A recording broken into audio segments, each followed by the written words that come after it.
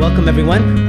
It's great to see so many students, faculty, staff, members of the William Paterson community. My name is Navyo Gill. I'm a professor in the history department and a member of the organizing committee for this year's Context Multidisciplinary Conference. If you've been here in the morning sessions, you witnessed some really excellent speakers broach this complicated, difficult issue from a variety of perspectives. We're going to continue with that in the afternoon. We have two wonderful speakers. We're going to go in the order listed in the program. First we have Dr. Nada Ayed, who is a scholar of comparative literature. She's assistant dean in the Cooper Union. And the title of her paper is Victory or Egypt? Trans-Colonial Lessons on Gender, Revolution, and the Archive.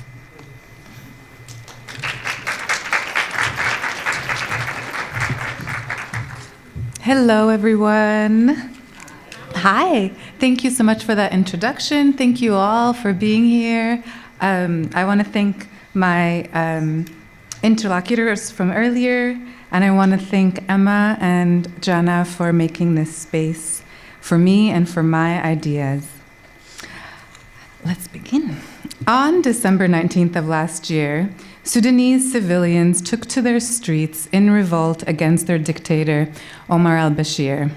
They were collectively responding to a government decision to triple the price of bread and a constitutional amendment that would extend the term of his presidency.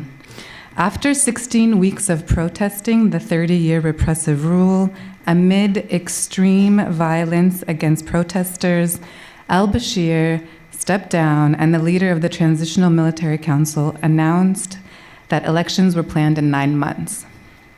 Anti-government protests did not end then. Another wave of protests swept across Sudan on June 3rd when the Transitional Military Council canceled a power transfer deal with protesters, cracked down on their weeks-long sit-in. Crackdown is a euphemism for killed a lot of them, and called for early elections. The details of the transition to civilian rule are still unfolding. Has anybody seen this photo? Please raise your hands. Hi, perfect, great, thank you.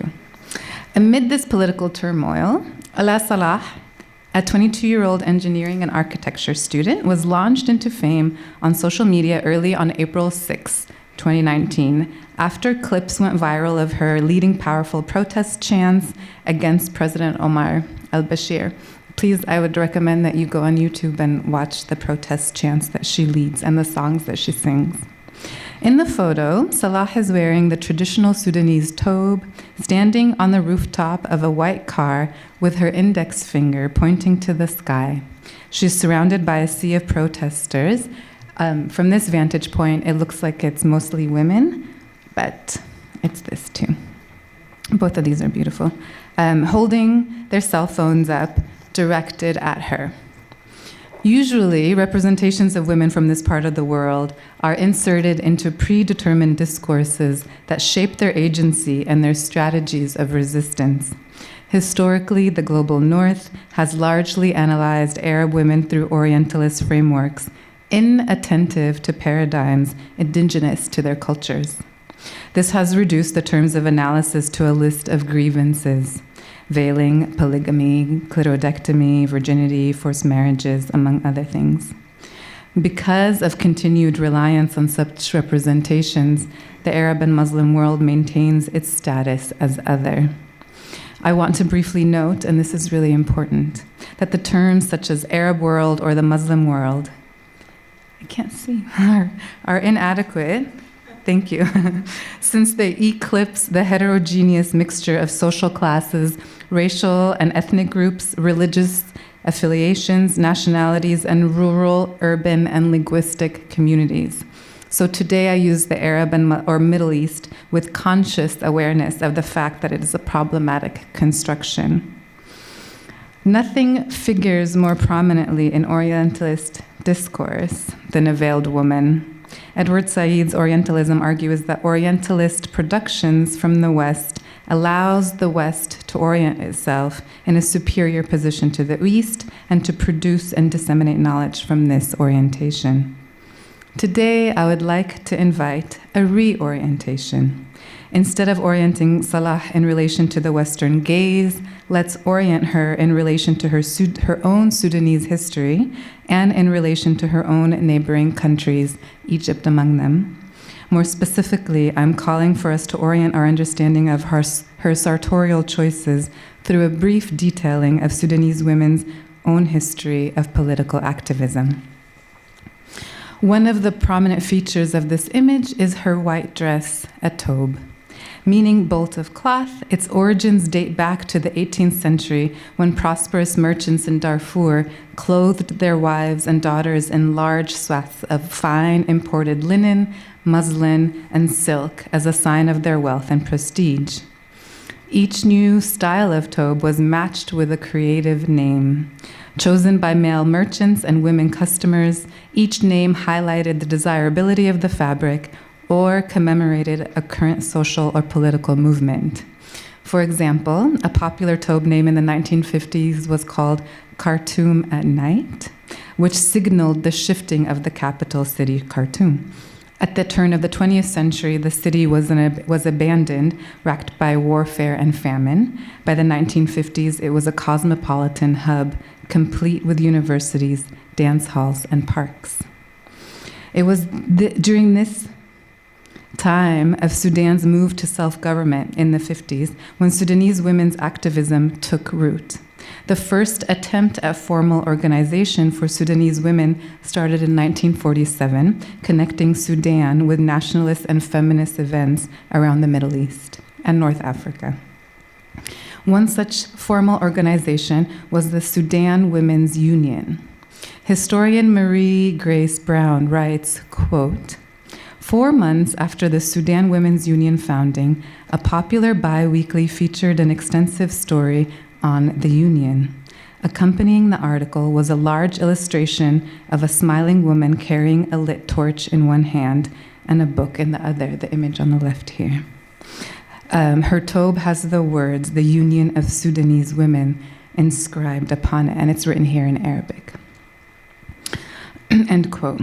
As a longtime president of the Sudan Women's Union, Fatima Ahmed describes the progressive philosophy of the organization as one that was grounded in tradition. She writes, quote, "We stressed the beauty and rightness of our national costume, the tobe," end quote. Sudanese women activists consciously wore the tobe as a modest garment, as a way of standing in contrast to their own radical demands. Salah here evokes this lineage. The garment thus becomes intrinsic to the women's demands for revolution and state reform, highlighting the intimate connection between activist bodily praxis and their reformist projects. This is really important. Without obscuring the roughness and unevenness of the paths that Sudanese women traveled in the 1950s to the present, I would like to offer this image as reorienting Salah from an overly evoked victim status to a political activist who was part of a genealogy of Sudanese women using their own voices, their own traditions, and their own bodies to express political dissent. Now, let's orient this image towards other countries in the region who are undergoing revolutions. On January 25th, 2011, Egyptians took to the streets to protest their own dictator, Hosni Mubarak's 30-year rule. Over the course of the Mubarak regime, the state exercised oppressive control over all aspects of Egyptian citizens' lives through the enforcement of emergency laws that extended police powers, limited non-governmental political activity, prohibited gatherings of more than 10 people, legitimized detention and torture, as well as implemented erratic censorship of freedom of expression. For 18 days in 2011, the censorship laws were lifted and protesters expressed their political dissent in, among other forms, graffiti art that deployed indigenous forms. Here are just two examples.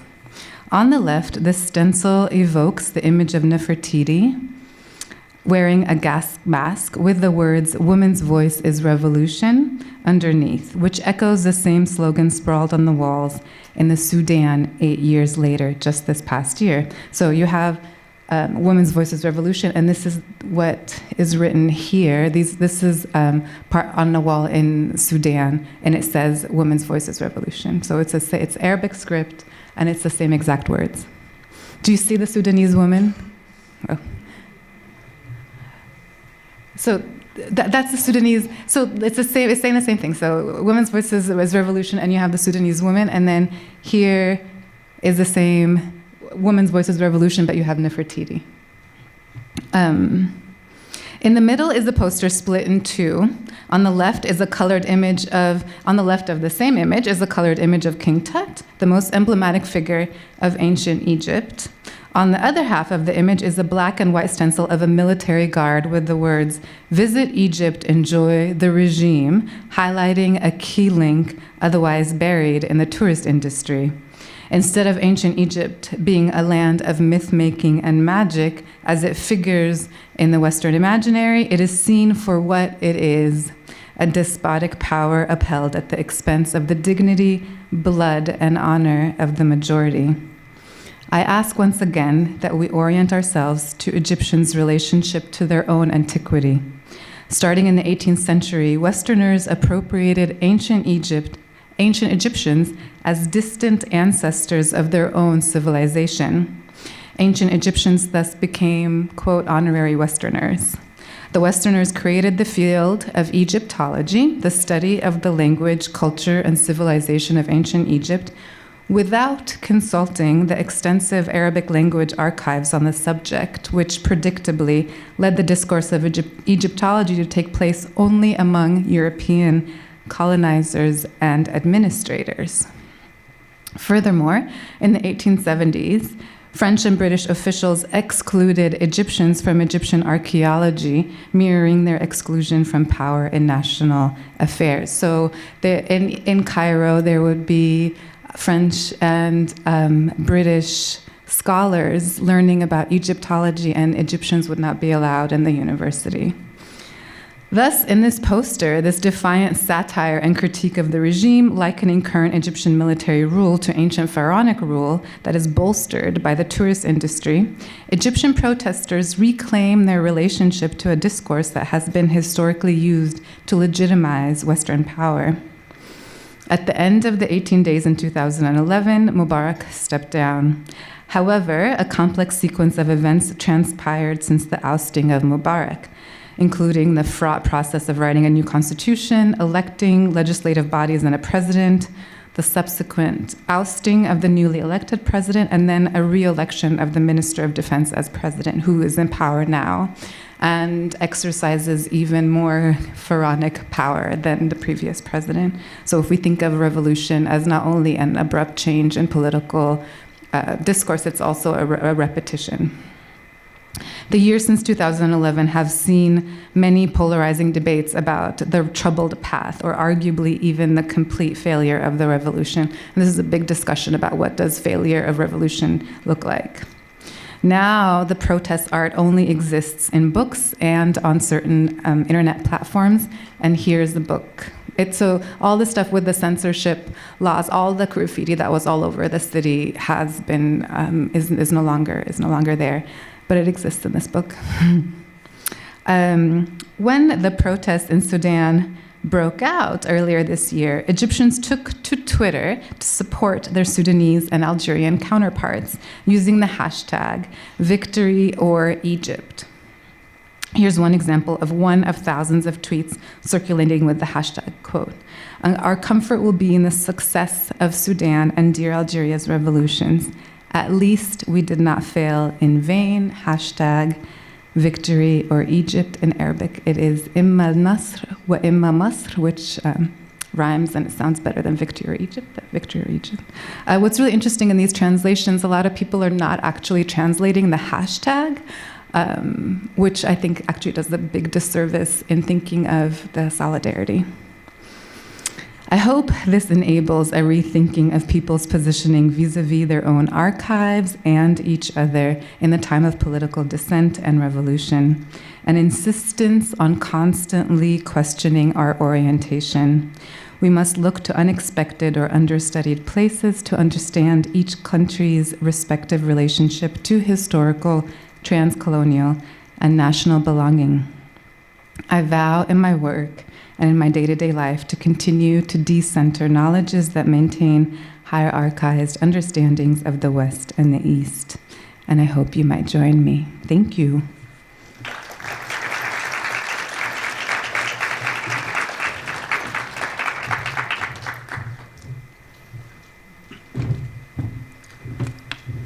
Okay, thank you very much, Nada. So if you have any questions right now, the best thing to do is note them down because we're going to take questions at the very end after our next speaker. There's a lot to kind of think about, so let's save those thoughts. Next we have Dr. Lissette Acosta Corniel, who is assistant professor at the Center for Ethnic Studies at the Borough of Manhattan Community College. She's also a proud graduate of William Paterson University. So this is your potential future as well. And the title of her paper is Mapping Slavery, History and Memory in the Dominican Republic and in Historiography.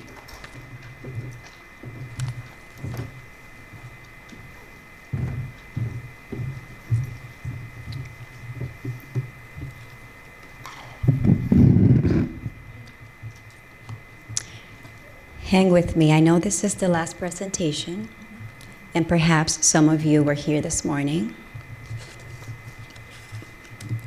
So I just ask that we stay together for a couple minutes. Good afternoon. Oh my, good afternoon, folks. Thank you, thank you. I said hang in there. I'd like to thank Dr. Johanna Hill and Dr. Emma Henny for inviting me to the event, as well as the team that put this conference together and the administrators and sponsors who supported so that the speakers could be here today. Yes, I am a 1993 EOF student of William Paterson.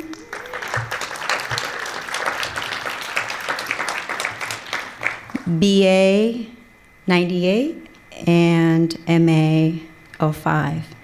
And I always like to come back home. William Paterson is close to my heart. And today I'd like to share with you a little bit of my research. This is part of my research. I'm going to read a little bit of the paper and then we'll go through the PowerPoint afterwards. Santo Domingo, Dominican Republic, was the initial port of entry for the transatlantic slave trade. Also, travel licenses were granted to Europeans who wanted to bring slaves to the island or the islands for personal use. In addition, documents show travel licenses requested and granted to free blacks who lived in Spain, but apparently who also wanted to explore the newly conquered territories. Despite this fact, Santo Domingo and its importance as the first settlement of an African diaspora in the Americas after Brazil has not been adequately documented in the historiography of slavery in the Atlantic world. Equally important, the subject of African culture in public and institutional spaces in the Dominican Republic remains inadequately represented despite active members of the Afro-Dominican community who clearly acknowledge their African ancestry. While the evidence of the Dominican Republic being an early Black utopia can be seen in the people's pigmentation and in some of their food, their music, and religious traditions, the legacy of African slavery is lacking in the collective memory of the people. As such, this work in progress identifies geographical spaces in the Dominican Republic linked to African slavery since the 16th century, with a focus on the colonial zone of Santo Domingo, the town of Limba in San Juan de la Maguana in the south of the Dominican Republic, and also includes the ruins of St. Nicholas Hospital in the colonial zone as well, and another place known as the Path of the Negroes. Some of these places are identified as directly linked to slavery because they were built using the backs of slaves for construction. Yet, they are absent in the environment of these spaces. Consequently, this work also argues that the absence of historical context in marked and unmarked spaces related to slavery, like the ones I just cited before, contributes to a unilateral social construction of territorial knowledge, with mainly focusing on its Spanish heritage and leading to a lack of public memory about slavery in the Dominican Republic. I am using the phrase territorial knowledge building on Dolores Hayden's analysis of Henry Lafevere's work on the production of space. For example, the colonial zone in the city of Santo Domingo has been built as a territorial knowledge and not as a cultural history. While certain places displaying historical landmarks about Spaniards do not specifically say, oh, this one is one of our ancestors, the fact that those about Africans are not properly marked and or are not accompanied by any historical context whatsoever is enough to contribute to an erasure of African history and the production of a territorial knowledge about Spanish heritage only. This action takes away from the learning experience not only by local residents, but also from national and international visitors, students, and educators. Equally significant is the fact that most scholarship about slavery in the Americas has not focused on Santo Domingo and its intrinsic relation to slavery. And while the past decades have seen the growth of works on Dominican studies in the US, there is still a gap to be filled in the study of slavery in the Dominican Republic. Such gap also contributes to a production of knowledge that unfortunately only and for the most part emphasizes on Dominican identity and certain histories, encouraging scholarship that theorizes about this topic only without tracing its legacy. Additionally, written conversation about Atlantic slavery have made more emphasis on Brazil, Haiti, Cuba, Puerto Rico, and the Anglo-Francophone Caribbean, leaving the Dominican Republic with a minimal academic geographical space in the historical legacy of transatlantic slavery. The lack of works in institutional spaces, such as academia, about the beginnings of slavery in the Americas contributes to an incomplete history of the foundation of the Americas. For instance, and now I'd like you to turn to the photo in the PowerPoint. Before Governor Nicolás de Obando arrived in 1502 with 2,500 passengers to colonize officially the island, the presence of free Black in Santo Domingo was very well known. For example, archival documents show that a free Black woman operated a medical-like facility before Nicolás de Obando arrived there. She operated this medical-like facility from her hut and receiving donations that she received from the vecinos in the city. According to a letter sent to King Carlos V, dated 1695, the free Black woman from the hospital, as she was known, assisted and cured the vecinos she could. And I make emphasis on vecinos because vecinos was a term only to be used to refer to white colonists. Therefore, the 1695 document shows that during this first decade of the conquest, whites not only trusted this free Black woman with the administration of the donation to operate this medical-like facility, but they also trusted her with their health care. However, the work of this pious Black woman, as she is called in the colonial document, was overshadowed by the arrival of Nicolás de Obando, who rebuilt the facility and named it St. Nicholas de Bari Hospital after the Catholic Italian saint he worshipped. There is no mention about the free Black woman from the hospital. Today, a descriptive plaque inside the ruins of St. Nicholas de Bari Hospital reads, open quote for the description, ruins of the temple and hospital St. Nicolas built by Governor Nicolás de Obando in 1503, close quote of the description. But there is no mention of the free Black woman from the hospital. For this reason, in July 2017, and in two separate occasions, this author stood next to the plaque holding a sign as they won human protest, indicating that this medical-like facility, the first one of the Americas, was first founded by a free Black woman. This work is a call to the Ministry of Culture and the Parks and Preservation Agency in the Dominican Republic to take action and include the information about the free Black woman in the descriptive plaque, in addition to the description about the contributions of Nicolás de Obando. But while this takes place, we're getting somewhere. In 2018, the Canadian Embassy in the Dominican Republic, in collaboration with Dominican artist Edison Montero, they launched a historical calendar, and they titled this project, Walk in a Woman's Time, which includes historical snippets of important women in Dominican history, and the free Black woman from the hospital has been included after this author's academic activism. The Dominican Republic takes pride in its tripartite ancestry of the Taino, Arawak, Spanish, and African. Nonetheless, despite its 80% mulatto population, Dominicans have been criticized for showing more inclination toward their indigenous and Spanish roots and ignoring their African ancestry. I argue that this identity formation is in part the result of a lack of written and public history about the African presence in the Dominican Republic, adding to a national complacency reproduced by academia and institutional spaces and in public spaces. Exposure to information about heritage through sculptures, museums, and plazas, accompanied by historical context, produce a certain attachment to place and its history. This place attachment evolves as a result of place learning, an effect that takes place through the familiarity of the built environment.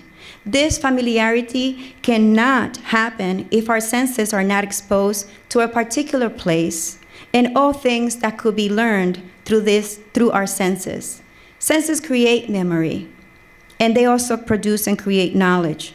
This source for memory and knowledge also becomes a source for history, and a history for the people. Landmarks produce history, but the story of a landmark, whether oral, visual, or a written history of a landmark, must be produced. Otherwise, we are creating places that occupy space without a history. Places must also have stories to allow place learning and attachment to take place and be appreciated by all of our senses in order to create individual and collective memory and thus produce history. I now would like to walk you through the PowerPoint presentation and just give you a few descriptions of the slides. This is the picture that I allude to the moment when I protested in 2 occasions. And this is what the hospital looks like, the ruins of the hospital. And I would like for the description or the contributions of the free Black woman to be included there as well. Now, if you see the white building behind it, is actually the chapel of the Virgin of High Grace, La Virgen de la Alta Gracia. And the free Black woman from the hospital, she also operated a chapel from her hut. So there's 2 things that she contributed to. In the next slide, I show you the document that I cite, the 1695 document, where highlighted in yellow, you can see, I would translate for you, it says the first hospital or the first foundation of the hospital was a hut, un bohío, and it operated by a pious Black woman. That's what's highlighted in yellow. Here, I show you a picture of the other space that I mentioned, the Path of the Negroes. It's called La Negrita, and it is included in the slave route recognized by UNESCO or the UN in the Dominican Republic. However, people lived in this environment. People walk by this environment. Tourists go to this environment, and every year the Dominican Republic celebrates the slave route. But there is no context to the name or explanation as to what it is. Therefore, there's no place learning taking place, in my opinion at least. Here, I'm in the town of San Juan de la Maguana, and this is a monument to Captain Limba. He is a maroon slave who was a Maroon for over 15 years in the Dominican Republic. When he was finally captured, they decapitated him, and they showed his body parts in the colonial zone of Santo Domingo, right next to where the Path of the Negroes is. However, there's no mention about the heroic efforts of Limba in the colonial zone of Santo Domingo. And in the town of San Juan de la Maguana, there is a town named Limba, but in 1940s, the name of the town was changed by dictator Trujillo. Again, another act of erasure. I call him Captain Limba because he was so feared by the Spanish that in this colonial document, that is how they referred to him. They say Captain Limba and his cuadrilla, and his brigade, okay? For comparison purposes, this is another monument of indigenous chief Caonabo, also in the city of San Juan de la Maguana. This takes a space larger than this room, perhaps maybe 2.5 times larger. When you look at the space of the monument to Limba, then you see, spaces sometimes tell people how important a topic or something is. And here, this is a woman I interviewed. She is 76 at the time, 2016. And I asked her if she knew that the name of the town was Limba.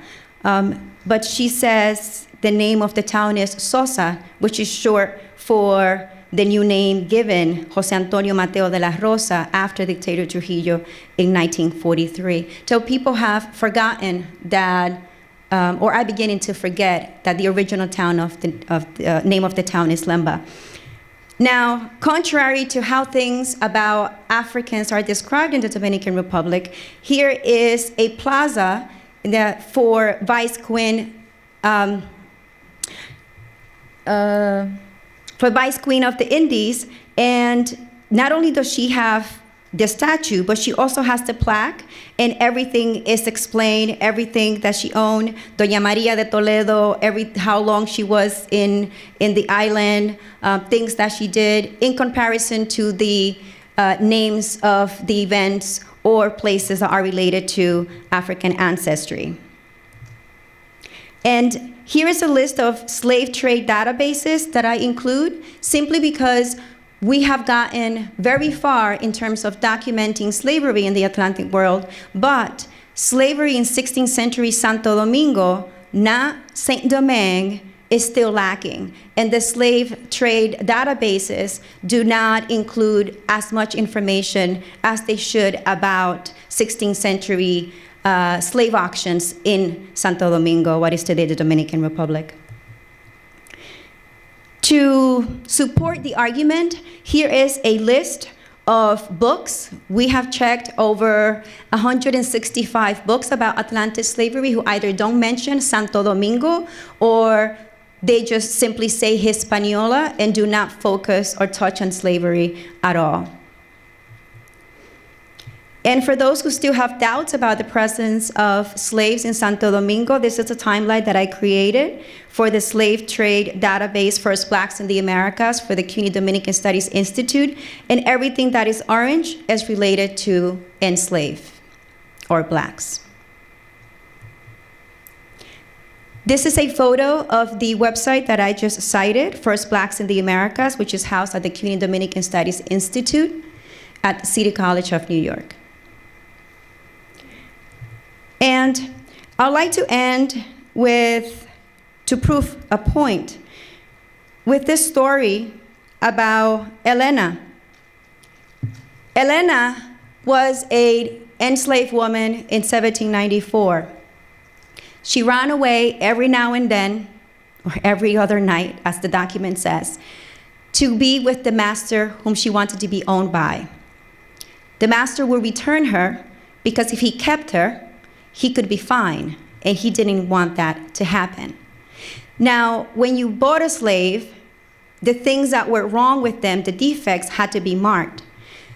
The new master, because he convinced her former master to have her sold, and she lived in El Ceibo, this area here of the Dominican Republic, as you can see, I have it in the map. After he found out certain things about Elena, he wanted to return her, including that she had had an abortion, 1. 2, that she also had another child, a young girl, and that she liked to dance. Yes, some of you are going like, wait, what? You know, so was that a bad thing? It actually says in the document that if there were 3 parties in one night, she would go to all 3 and take with her her young girl. Now, she's being scolded for having an abortion, despite the fact that the father of her children were in the same house. But why would she then, if she didn't care that much, not leave her young daughter in that house? Nonetheless, she is described as being, her defect as being bad from the body or suffering from the body because she liked to dance, or that her body was rotten because she liked to dance. You know, and then I say, well, yo no estoy podrida. Like, I'm not rotten, you know? So I would like to leave you with an Afro-Dominican short, an Afro-Dominican song by the group Enero Lisa y la 21 División in honor of Elena.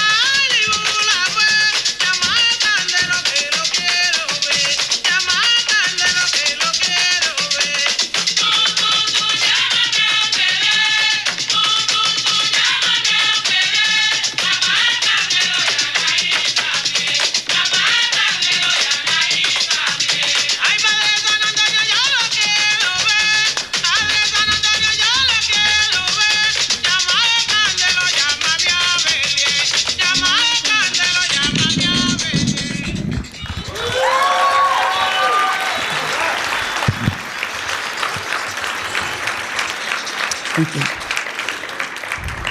I must be rotten then, right? Call me rotten, but I love dancing. Thank you.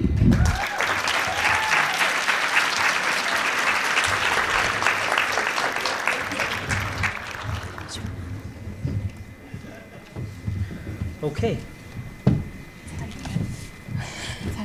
That's why it's the last presentation, because that can't be. Okay, so we have quite a bit of time for questions. If something comes to mind, if you'd like to ask a question, just put your hand up. Somebody will pass around the mics, or if you want to line up, you can do that as well. There's a hand here, I see. Is there a hand here? It's all right. All righty, right here. No, take the mic. No, for the recording. For the recording. Oh, I got out of breath there. No, it's... Hey, young person. It's like we keep being ashamed. I wish it had been like... Oh, but it's perfect. Oh, I could have went down there. That's okay.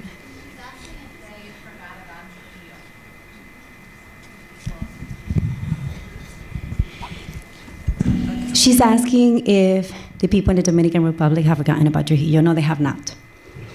His son was running for president in this term.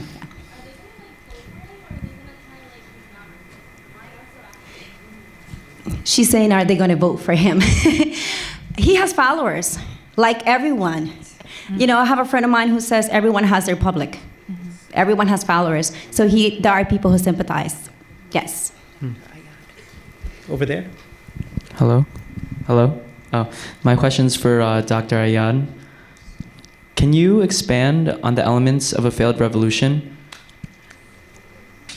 And could you also just say your name so we know? My name is Phil Andre Amitz. So what happened after 2011 was there was a democratic election, and Mohamed Morsi was elected president, and he was part of the Muslim Brotherhood. After 1 year, there was a bigger revolution and what has been considered a military coup, and he was ousted, and now there is a new president, and he's part of the military, which is exactly what Hosni Mubarak was, and he has cracked down on protesters. So the regime right now is stricter than it was before the revolution. So people are considering that that the revolution has failed, but I don't think that that's true. At the moment, there are protests in Lebanon. There have been protests in Sudan this whole year. There are protests in Algeria, among other places. There's also in Chile, all over, right? People are looking at each other as forms of solidarity. So I'm showing you culturally, and through Twitter and through language, these forms of solidarity. But I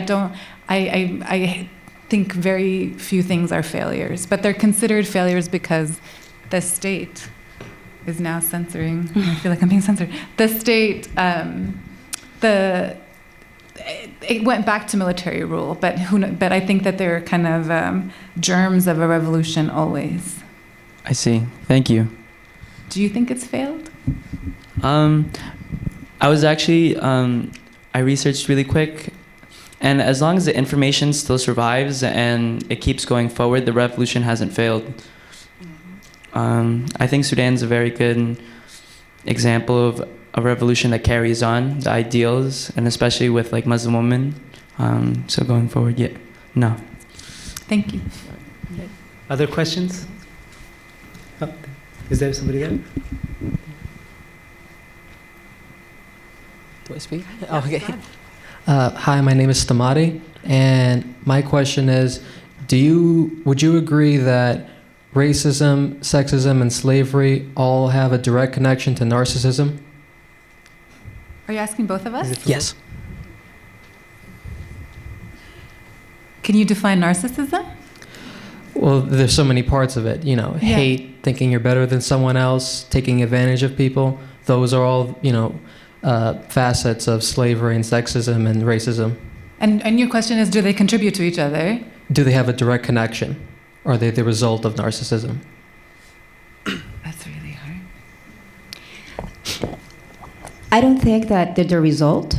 They are interconnected, race, class, gender, and they're fundamentally funded by ideals, and these ideals feed of each other.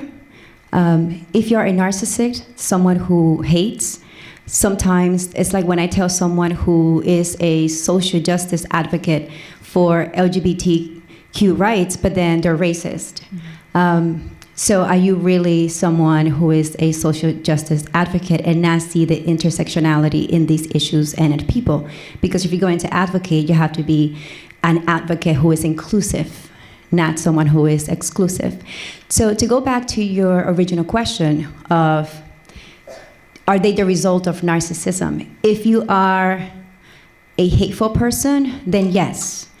If you are someone who is just focused on one specific type of hate, yes. But then you're only focusing on one. And unfortunately, they are interconnected. Thank you. Nada, do you want to take a shot? Or? Over here, just do it. That's a nightmare. How do I do? All right. Hello. Okay. Hello. Hey, I'm Nikki Gaffney, and I like to, whenever there's any sort of social thing, I do conflict theory, sociology, that sort of thing. There's always someone who benefits, someone in power, that sort of thing. So for sad events like Native American genocide, for taking away lessons in slavery, there's always someone who benefits, and that would specifically be like the Spaniards in this case, which is why they push their culture versus any other. So since they're the ones who benefit, and they're the ones in power, how do you suggest that we who are not in power and are not so much involved, stop that, keep them from pushing their power? Like, how do we fight back, that sort of thing? I think that by doing what we're doing, by not stopping, unfortunately, we have to keep creating these safe spaces where we can have and continue to nurture conversations about humanity. And that is so needed still today. How do we do that? By creating memory, by teaching, by being okay unlearning. Because sometimes what you know today is not the same way that it's going to be tomorrow. And identity is not fixed. Identity is fluid. Many of you are not going to be the same person when you leave this room, when you walk by someone, when you look at them, you hear something, what they say. And in the case of places that have been colonized, unfortunately, minorities of people or small communities of people are not noticed. In the Dominican Republic, a lot of people focus on Dominican identity and on how many Dominicans see themselves, but they don't focus on those communities who continue since 1784, for example. They were enslaved then, and they're still doing the same traditions and customs that they used to do back then. When the Code de Nor was passed in the Dominican Republic in 1784, the Spaniards wanted to prohibit the enslaved people from mourning their loved ones because they didn't want their soul to go back to paradise. You already control my body. You control my womb because my kids, you get them. You want to control my mind, and in many cases they did. You want to control my soul? Are you out of your mind? Right? Now, how do we do and we fight against that? The way that that community in Villamella, in the Dominican Republic, continues to mourn and practice Banco de Palo. That's how they used to call it. The law wanted to prohibit Banco de Palo, the enslaved from mourning their loved ones, to stop them from their soul going back to Africa. By not stopping is my response. I also think you have more power than, I don't think anybody is powerless, especially just because you're not physically there. I still think you have that power. Absolutely. Other questions? Wow. I have. Yeah, over here. Is it on? I have one question for Lissette. I was born and raised in the Dominican Republic, and my family used to get dressed up and do the dances like Elena would do. And a lot of people in our town would say, "Oh, que la familia de nosotros estaba montada." Like I don't know how to say that in English. But do you think Possessed. Possessed? Do you think it's still viewed like that? I haven't been there in years, but do you think it's still viewed like that? Yes, in some places, yes. In other places, it is more accepted. Okay, thank you. You're welcome. Okay. Other questions? Anyone? I think there's a hand back there. Hi, I have a question for Lissette. So, do you think the lack of documentation of slavery in the 16th century further stems the colorism that goes on in Dominican Republic to this day, considering its diversity in color? And could you say your name? Just sort of. Oh, Johanna. Thanks, Johanna. I think that the lack of it, if colorism in the Dominican Republic stems from the lack of documentation of 16th century slavery, is that the question? Yes? Okay. I don't think it stems from that in terms of the lack of documentation, because in fact, the way the Spaniards identified us or described us, that's how we began to describe ourselves. So whenever during slave auctions or during judicial proceedings, if there was a black person, they would say, una negra color membrillo cocho, a black woman cooked queen's paste. You're thinking, what is that? You know, dark wheat color. So those same descriptions we continue to use, and many people are going to describe themselves the way that they have been told that they look, or others would choose an adjective to describe themselves the way that they see themselves. And that is okay. We have to respect identity. But the majority of the main issue, I think, in terms of how it contributes about Dominicans knowing more about slavery. It's not that Dominicans don't write about slavery. There are, dozens of books in the Dominican Republic written by local scholars in the Dominican Republic about slavery. But foreign scholars go to the Dominican Republic, look at people, and write about what they think Dominicans think they are, without citing Dominican scholars who have been writing about slavery. And that is one of my major criticisms, the fact that we have so many books about Atlantic slavery, but they skip Santo Domingo, and that was the beginning of it. Okay. Egypt. I mean, I can talk a little bit about colorism in Egypt. So Egypt is on the continent of Africa, and Egypt also colonized with England, colonized the Sudan. So the Sudan was part of Egypt for a really long time, and then Islam had spread in the north part of Sudan.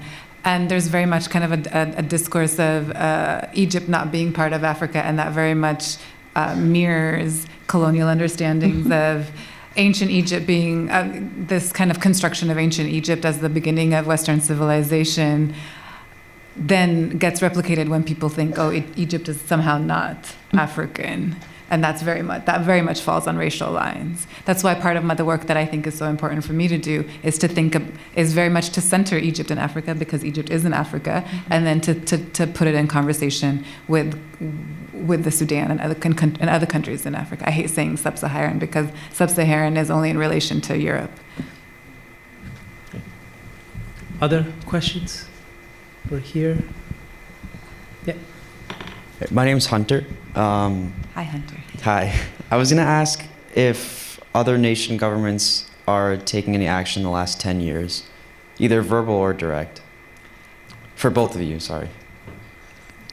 Could you say a little bit more in terms of what actions? Like, I guess more verbal action. Are governments speaking for or against the treatment of the slavery that's going on? I can answer that. So after the revolution in 2011, the military rule comes in Egypt, and then there are protests that start in Algeria and in Sudan, and then also it's brewing again in Egypt. And I want to make a really clear distinction between the state and the protesters. And the state, Egypt actually was funding the military in the Sudan. The Egyptian state was funding the Sudanese military in cracking down on the protesters because they didn't want another Arab Spring in the Sudan. So thank you for bringing that up, because I want to make a clear distinction between state power and the power of the protesters. And they're always, not always, sometimes, they're often in dissonance. So in the Gulf countries and also Egypt were funding the state in Sudan to kind of keep the protests down. So they are speaking through money against the protesters. Has the U.S. taken any action or has spoken anything about it? The U.S. has taken action through money and through silence. Thank you. But Lissette also, I'm sorry. Yeah. I'm sorry. In this case, I guess I would have to relate the question to current events in the Dominican Republic in relation to, because you said the government has taken any action for or against. And I can think of one incident that happened this year of a public employee who produced a commercial promoting natural hair. And then shortly thereafter, after the commercial went viral, she was fired. So therefore, that to me, that is government action against identity and how people want to see themselves. There's one over there. Yep. Hey, how's it going? Hi. I'm Scott. I'm a professor of writing and philosophy here at another school in the city. I really like the questions from earlier. Actually, to comment on one of the questions, I think, was it the question about sexism and racism as a function of narcissism? I would actually say those are functions of imperialism, right? Like that, like a lot of times when, Britain and the US, when they exploited the lands of other countries, they used racism as a way to kind of say, oh, these people are savages, we were here to help them anyway. A lot of the times you see that philanthropical efforts in those countries are kind of just like ways to patch it up and make the US and other global imperialist countries look better. That kind of got me thinking about, the the question that was asked about failed revolutions. It's funny because the US, I feel like we're stuck in modernism in the way that we're very rational.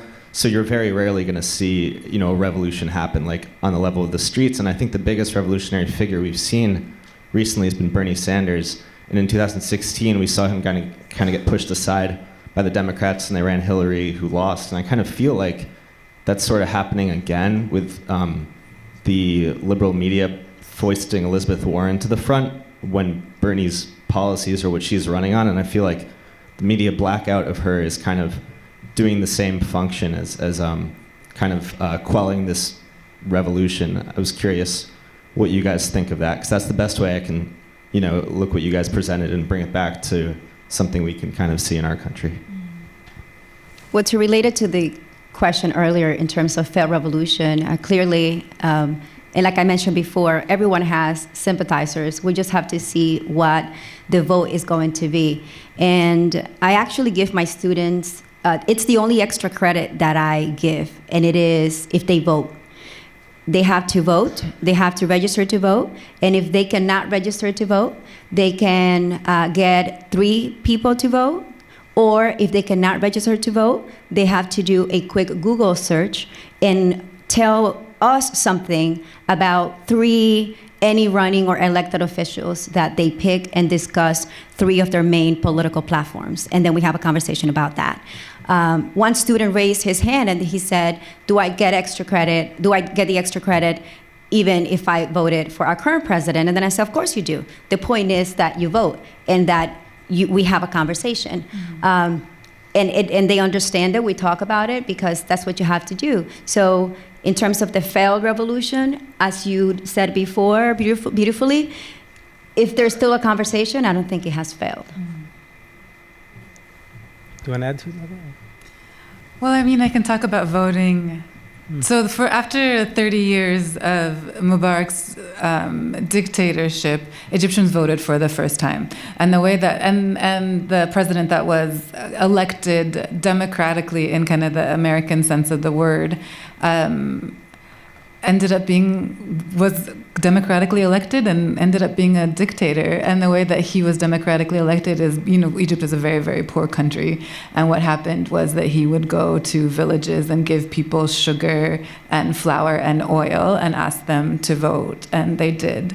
And he was democratically elected. And I just want us to really think of the word democracy and how it gets mythologized and how in other countries things are also democratic, and then also the West has interfered in the Middle East to spread democracy. And I think we just want to really think through our definitions critically. Hello. Okay. Phil Okay. Andre. Hi. What drives revolution, and do you believe that Twitter is a good platform to fight state media?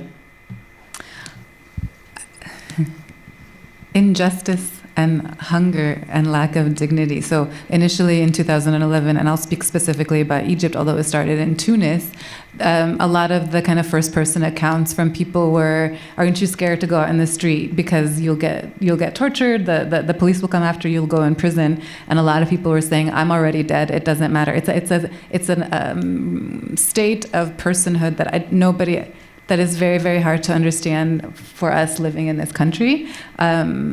So desperation drives revolution. And I do think that social media, for 2011, it was called was it the Facebook Revolution? It had kind of a name. I think it was called Facebook Revolution yeah. I do think that helps, but revolutions are driven by people, and Twitter and Facebook exists because people are writing. So I don't want us to just worship kind of this idea of, modern technology. Revolutions have always happened, and I think Twitter has helped, but it would have happened, I think, regardless, and it will happen again. Right now, all that stuff is censored. So the internet, like in the Sudan, when the revolution first started, the internet was shut down. The internet has been shut down in Lebanon right now. So the internet is shut down as a tool of quelling revolutions, but they don't stop. So Two questions. Sorry. Please. Don't be sorry. Do you mean hunger in the literal sense? I mean hunger in the literal sense. Oh, I see. And then I see Twitter as a good platform for people to voice their opinion, especially for social activism. As of like the recent 2 years I've been on Twitter. I've had Twitter for a while, but whatever, that's a different thing. If not Twitter, using Twitter as a platform for social change, then what else? So the thing with Twitter specifically is that it still can be used as a tool of the state, of surveillance and control, which did happen, right? So protesters were targeted because of what they were saying on Twitter and Facebook. If not Twitter, how does one have a revolution? You need people, you need masses. And how do you communicate? Is that what your question is? Yeah. You know, during Aristide in IT, women would write messages in cigarette boxes. They would also unroll the cigarettes and write messages, and the merchants would pass out messages to each other.